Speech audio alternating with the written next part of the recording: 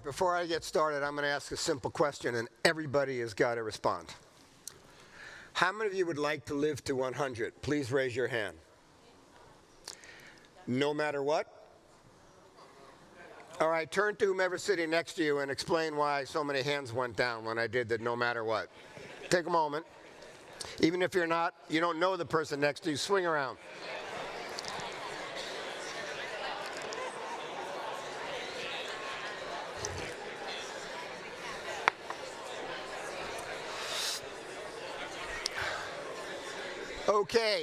Okay.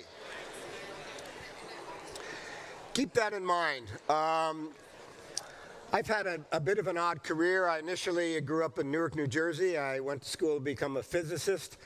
And then at the end of my junior year of college, I dropped out and moved to Big Sur, where I was captivated by the idea that humans had extraordinary potentials. And I wrote my first book, a book called Body Mind, when I was 22. When I was 23, a group of us came together and created a nutty thing that we called holistic health. Then I became interested in working with older adults. And I've now worked in the aging field for a long time. Since I was 24, and I'll be 73 next week.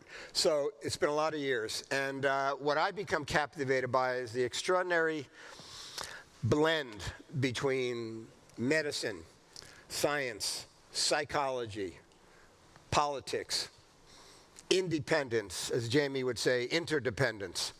And what I'm going to try to do is to weave a slightly different version of this story about longevity and aging and health and medicine than we've heard so far. But in order for me to do that, I've got to invite you to relax your point of view a little bit.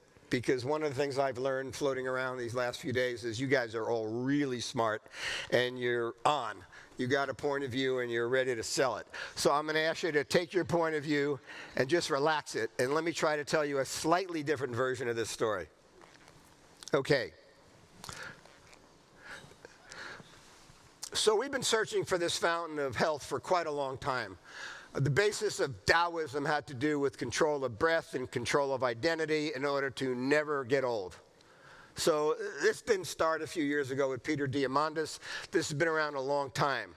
And then we had geopolitics get involved as aging emperors and kings and queens felt that they were losing it.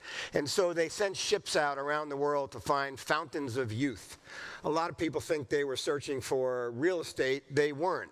They were looking for magical herbs, magical waters, aromatherapies that would bestow upon their king or queen or emperor or whomever the gift of agelessness.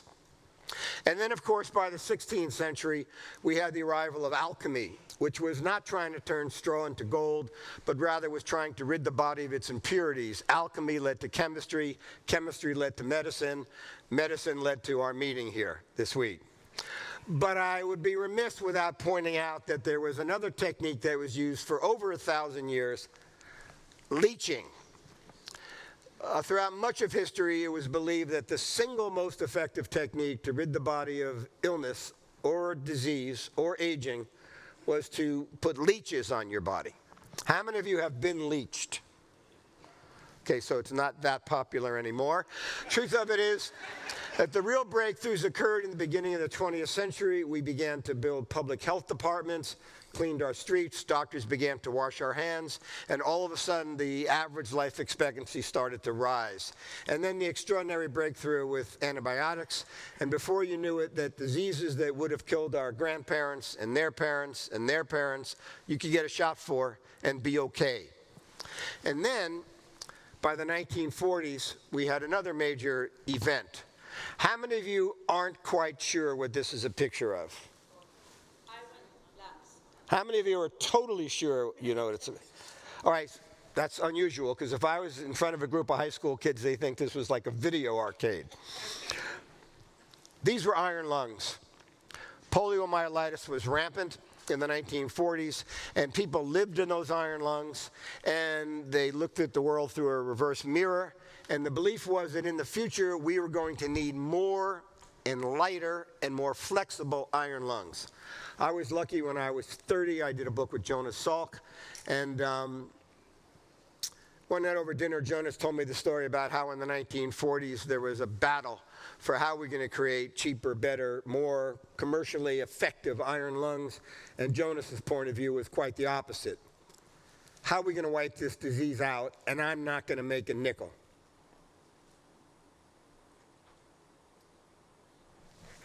And then there's Daniel Kraft as a young boy getting his polio vaccine. And a lot of people think that medicine or science is always on point. This was the 1960s.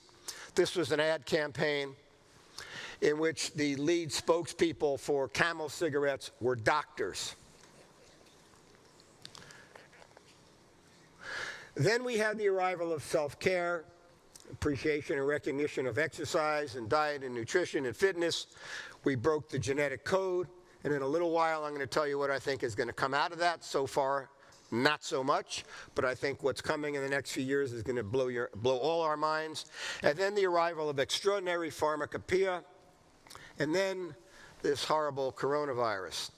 And as has been mentioned many times, the coronavirus, not only did it get everybody's attention, and it caused Jamie and other folks to create a declaration of interdependence because of the recognition for those of us having lived in an era where contagion was not the major factor, all of a sudden to realize that your breath, your skin, your touch, your nation could kill me.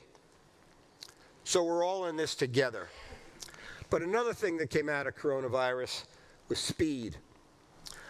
I've been in the aging field now for 48 years. I am, as I said, going to be 73. I have never seen science and technology and capitalism move so fast as it's moved in the last several years. And I don't think that's going to stop. The effect of all these changes is that if you take a look with me at the average life expectancy over the past 1,000 years, you have to be struck by the fact that throughout most of human history, people didn't age, they died. So couples in the 1850s didn't say, gee, honey, what would you like to do in retirement? Because you'd be dead. Our medical system didn't need to be expert at hypercholesterolemia, osteoarthritis, adult onset diabetes, Alzheimer's, because people didn't live that long. The world we're living in, the chairs you're sitting in, were designed for the body of a young person. You probably have already noticed that if you tried to get up quickly.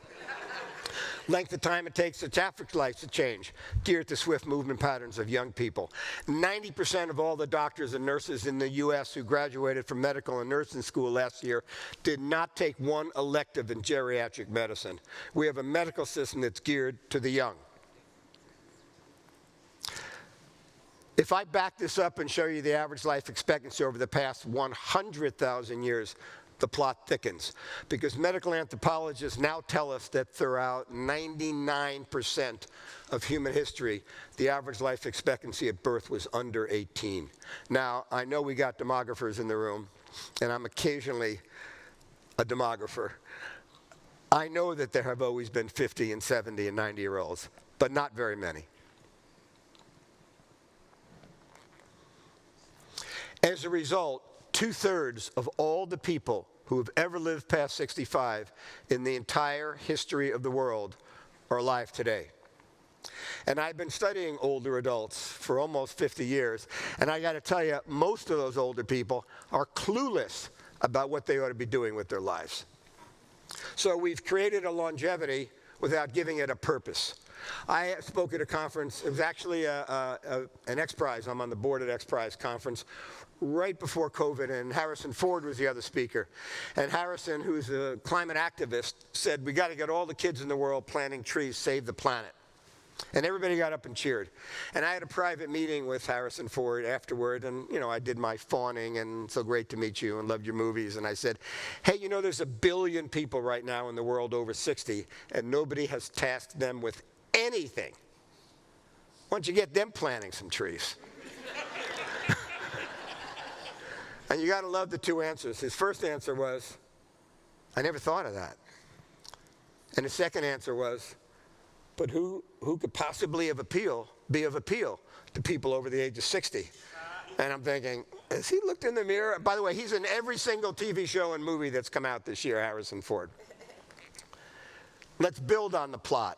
Not only because of breakthroughs in healthcare and medicine and pharmacopoeia and self-care and so on, not only are more and more people expecting to live longer, but we had a baby boom after World War II in all the developed nations of the world.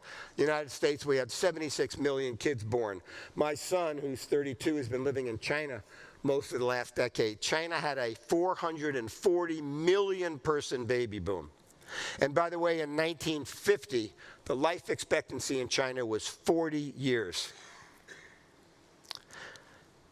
2 months ago, they passed the United States in life expectancy. So the aging of China is about to be a serious challenge. I want to point out that it wasn't just a demographic event, it was a marketplace event.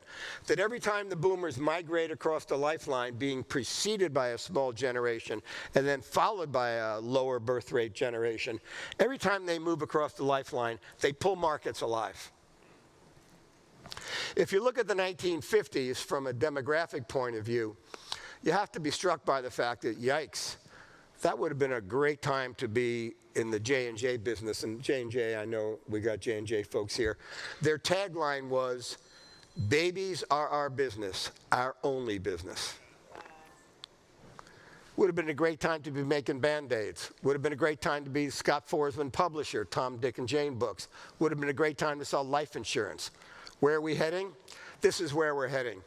And there is no market force more predictable than this age wave. None.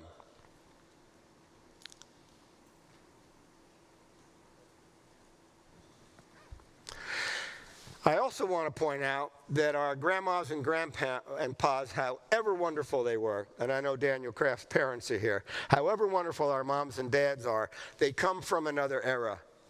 They wear different clothes, they had different expectations, they had different dreams for who they might become when they were 60 or 70. Boomers are growing older, and they have a whole different attitude about how they expect to be treated. Sound?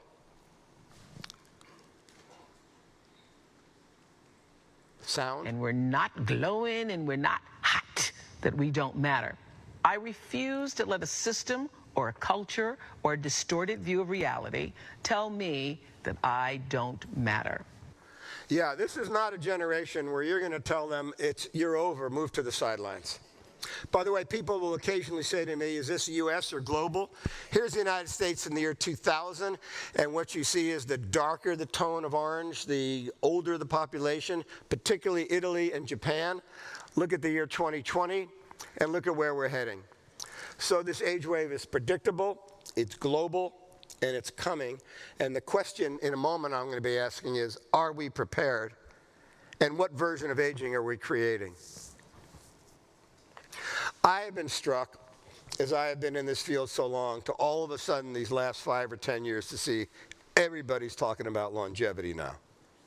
It used to be kind of Dirk Pearson on the Merv Griffin show, you know, a little off to the sidelines, kind of kooky folks. Now everybody's talking about longevity. And I'd like to point out to you that from where I sit, the longevity revolution is just getting going. And so do I believe that there will be breakthroughs in the next 18 months that will transform how long we live? Probably not. But in the next 10, 15 years, due to exponential changes, no question. And living to 120 or 150 is going to become commonplace for young people today. Occasionally people say to me, Ken, can you see the future? And I can tell you that a lot of people think the future looks like the Jetsons. And that's usually what sticks in people's minds, whether you realize it or not. A bunch of young people in cool tech, you know, having a good old time. And that may or may not be the future, but I actually do have a picture of the future here, and if you're ready, I'd like to show it to you. But I need a couple of hands up to tell me that you're ready to see the future. Okay, we're ready to see the future. So I saw this in the New York Times. This is a family picture. When it was taken, little Bradley was 3. His mom sitting next to him was 27, Christina. The grandmother, Kathy, was 49. The great-grandfather, Bob, was 73. The great-great-grandmother, Kitty, was 95. And the great-great-great-grandmother, Sarah, was 118. We are heading to 6-generation families. We already have a 5-generation workforce.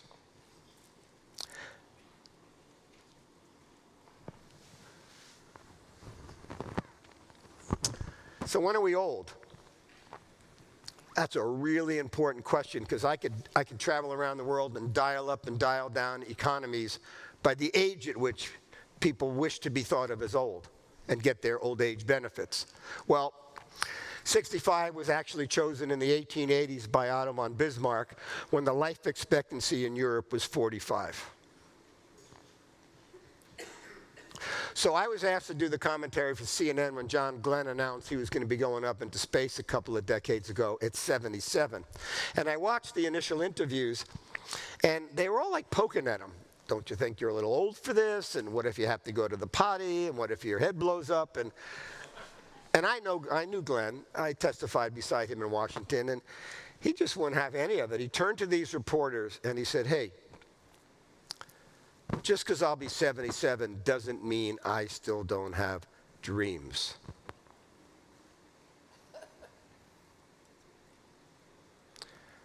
And I thought, wow. Psychologist in me came alive.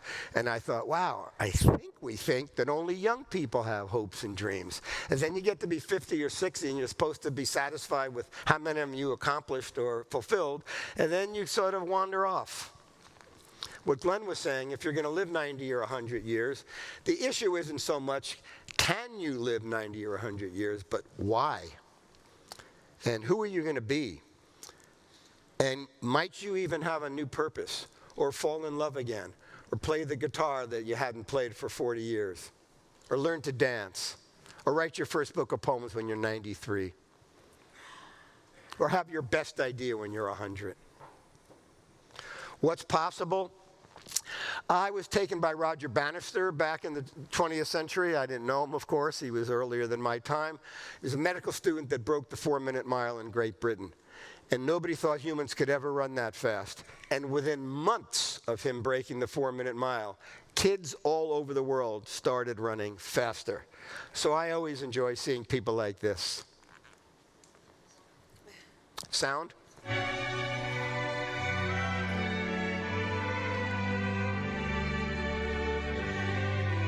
A little higher sound? Thank you.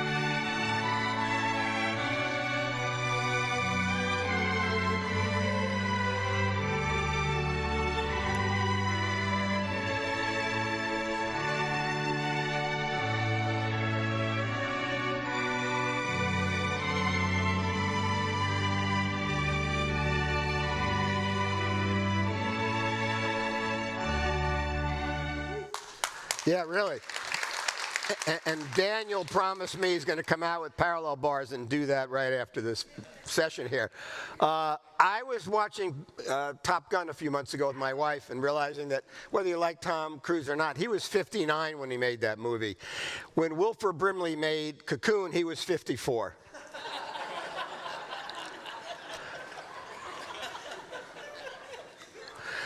Take a moment to whomever is sitting next to you and just comment on anything I've said so far.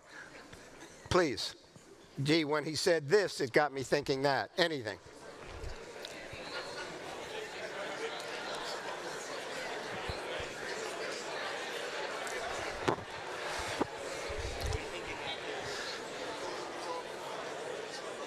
All right. All righty. Now, there's another piece to this puzzle, and the piece has to do with economics. I was brought into the, I'm not supposed to mention the name of the company up in the Northwest, run by Jeff Bezos, but I said to him, it's really great that you're targeting people under 35, but they have no money. And the most common living arrangement among 18 to 34-year-old Americans is living at home with mom and dad.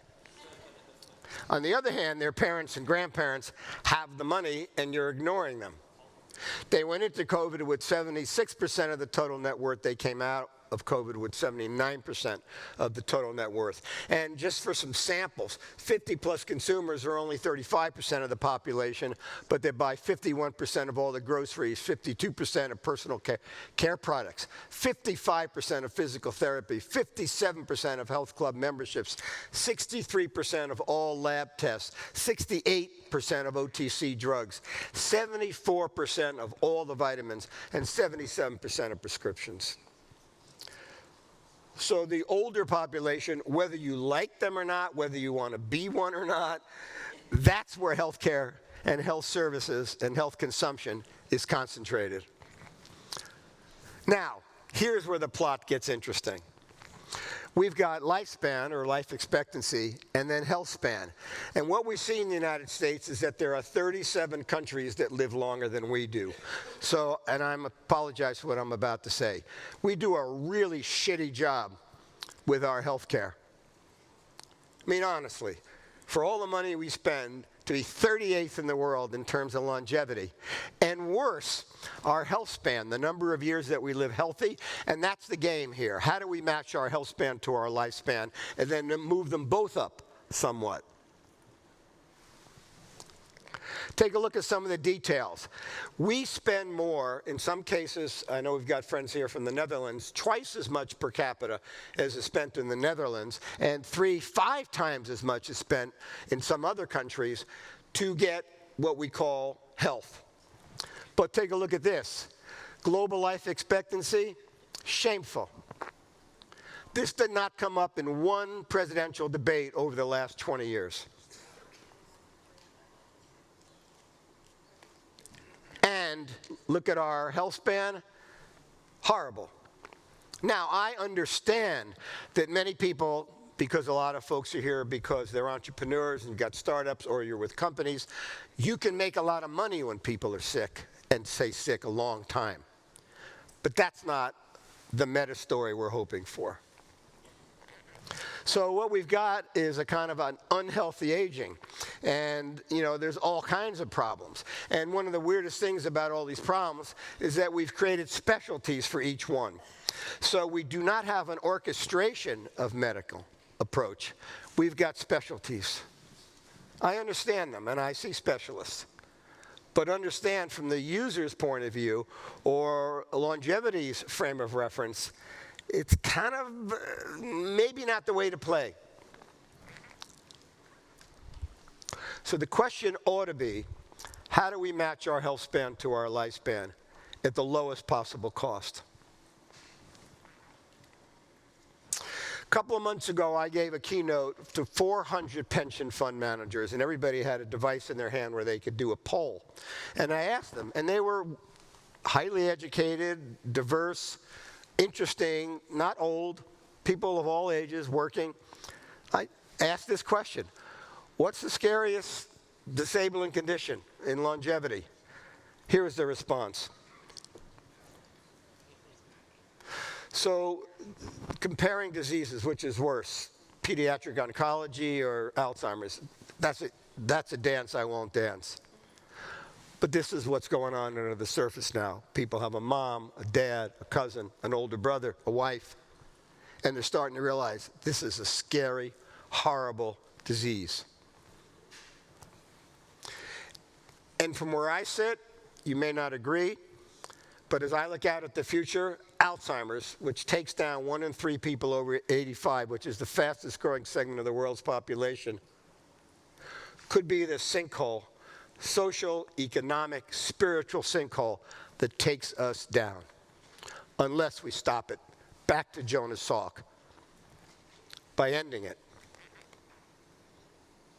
So can we envision unhealthy aging being turned into healthy longevity? And that's the phrase that's going to stick, I think. And I'm, Mr. Age Wave, so I've been living with the age word a long time. But I'm hearing more and more people preferring to talk about longevity than aging. And I understand a word is just a word. So the elements, let me hit them and hit them precisely. First, we need medical excellence. There seems to be an unwillingness to say, how are we doing with an aging population? As of last week, the American Geriatrics Association sent me a full report, a private report for me. We have 183 medical schools in America, only 11 full departments of geriatrics. Like, excuse me? When I pass 65, which I never imagined I would do, I get this every month. And so for those of you in the States, who get a document like this. On the left it says, this is your Medicare premium bill. And on the right it says, this is not a bill. Now, I've written 19 books. I'm a pretty clever guy. I don't understand it. And if you were to come up to me today, if Dave Zabosky were to say to me, Ken, Robin and I have got $1 million in cash to give you. How's that for a stretch? For today, anyhow. All you have to do is explain Medicare. How can one have a democracy where such a critical piece of it is incomprehensible? Second, precision wellness and self-care. Where do I come out? The fact that you go to the pharmacy and the vitamins are organized alphabetically. Now, like, excuse me, might as well be size order. Because if I go there because I've got this condition or that consideration, alphabetically is not the way things organize. What else? This is Toto. It's a Japanese toilet that's got a biolab built into it. So I know a lot of you are building these diagnostic companies. Why not have it in the home? So when you get up in the morning and you're going to decide what you're eating that day, you have a printout that tells you what you need more of and what you need less of. What else? I was at the Alicante, the Shah Spa in Alicante, Spain with my wife a few years ago. If you've never been there, it's considered the most advanced spa in the world. And they had these cryotherapy chambers, and I said, that's absurd. Gets to be 150 degrees below zero while you're standing in there. Not for me. And then I Googled it, and it's what LeBron James and Steph Curry have in their homes. And I thought, wow, I'd like to hear what the people who cope with pain use. So we're going to see things like cryotherapy becoming commonplace. What else? I had an interaction with Dan Buettner, the guy that wrote The Blue Zones. And he made an amazing statement. He said, one of the most extraordinary interventions that can be made is if you simply remove the signs for soft drinks and fast foods, the BMI in those towns, everything else the same as the town next to it, but the BMI in those towns will drop 15%. So where's the environmental consideration? Not just the quality of the air, but the quality of the stuff that people are being encouraged to do and be that may not be healthy. I'm taken by the global positioning technologies, whether it's Google Maps or Waze, the idea that you can program in where you are and where you're trying to go, and it measures the traffic and the weather and the street patterns and gets you there. We need a Healthways, so that I can program in a 105-year-old healthy version of me. And instead of having to see 28 of you each week,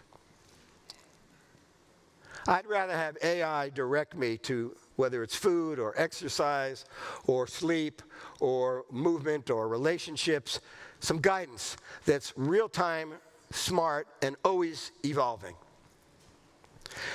Now, here's where the plot really thickens, because the scientific breakthroughs that many of us think our company or our group is responsible for, take a look at this. This is the US, I understand, and I apologize, we've got friends from all over the world. This is the US. Alzheimer's, for example, for every dollar we spend caring for people with the disease, we spend less than a half a penny on the science to wipe the disease out. Now,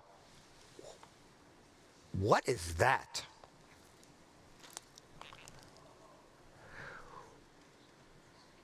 Why is this issue not being debated and discussed continually? By the way, the next slide has already begun to run, gentlemen in the back.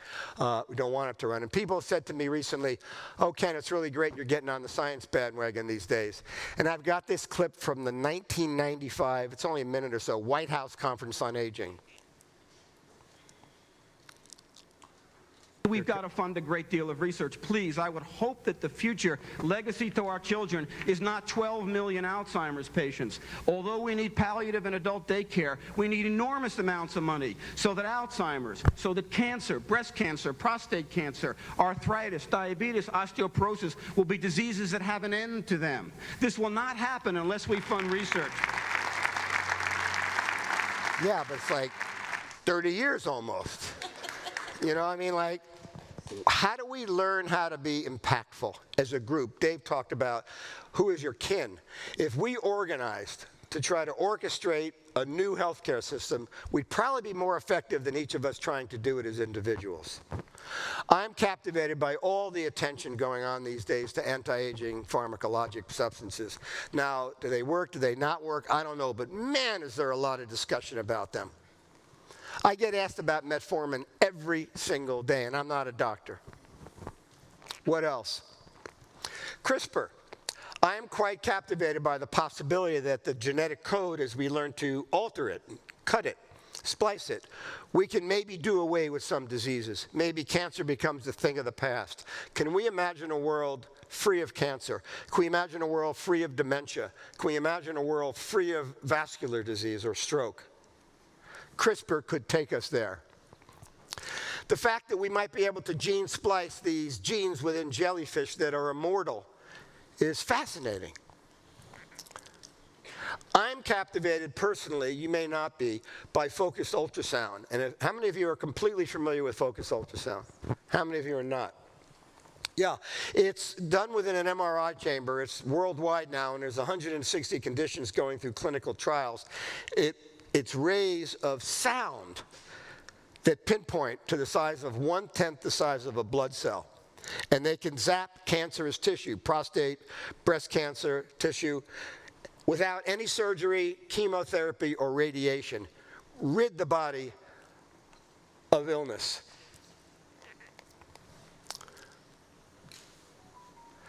Here's an example. Here's a guy with tremors.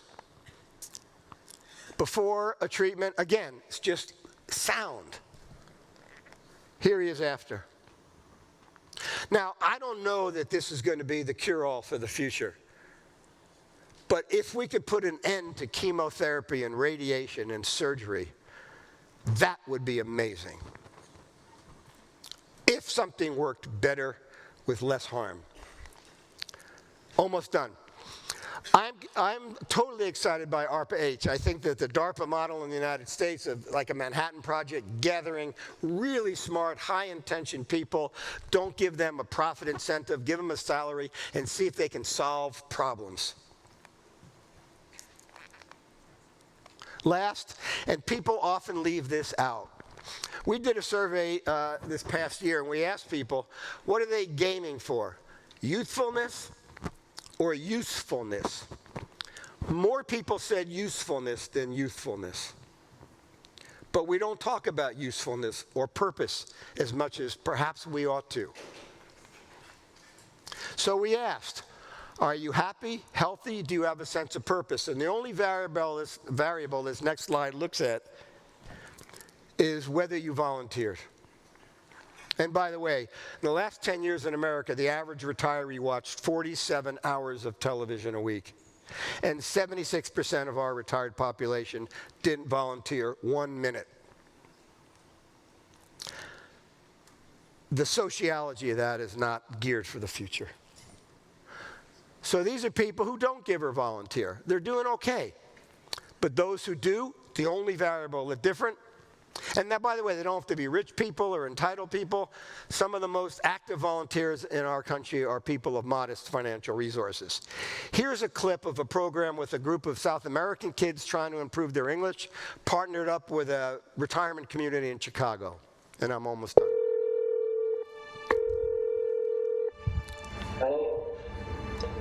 Hello, hello. Melissa. Hi, Dick. Can you hear me? Yes, I can. Can you hear me? How are you today? I'm good. How are you? It's the first time that I'm talking with someone from another country.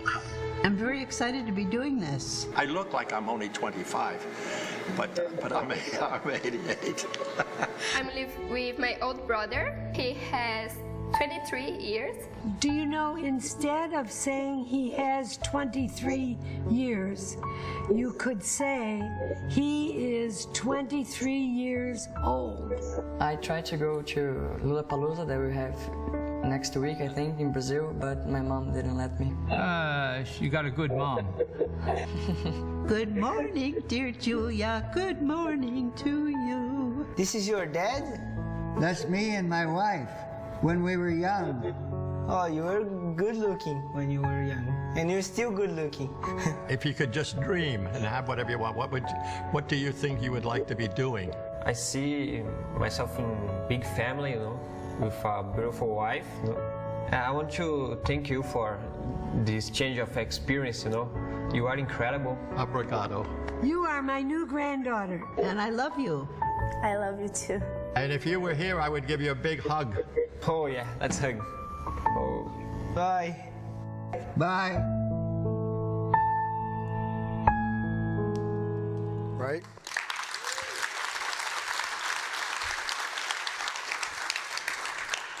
So we're all full of opinions, so I'll share mine. For what it's worth, I think we need a grand concerto to create healthy longevity for everyone. I get a little troubled because I get the phone calls from the billionaires who want access to stem cells, or they want to know what part of the world they can go to get this treatment or that treatment. And I don't want to create a world where some small percentage of us gets to live 100 with health and the rest of the world is struggling. So how do we create a morality and a coordinated concerto? I want to thank you guys for allowing me to be with you here today. Hopefully I've given you a few things to think about. Thank you so much. Thank you. Oh, thank you. Thank you.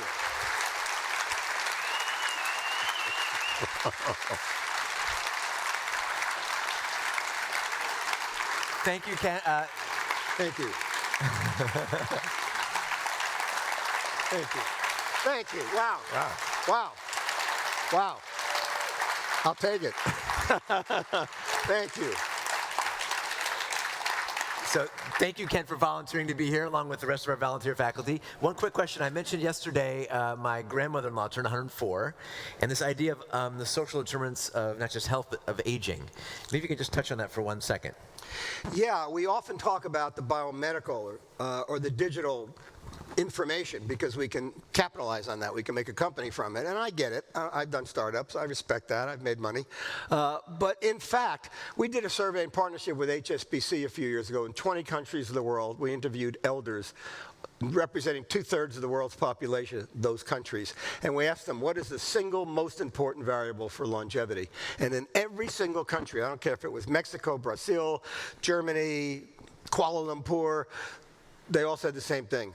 Quality of your relationships, having people who you can love and who can love you back. And so building communities, building connections, building relationships versus just terrific digital diagnostics is something that's got to be a part of the equation. And so, for example, I followed your pictures on Facebook as here you were and you're taking your kids to Israel, and there's your grandmother. And I thought, wow, what an amazing thing to have that kind of bond, that feeling, that connection. And so more of that, not less. Great. Thank you. Thanks, Ken. Thank you.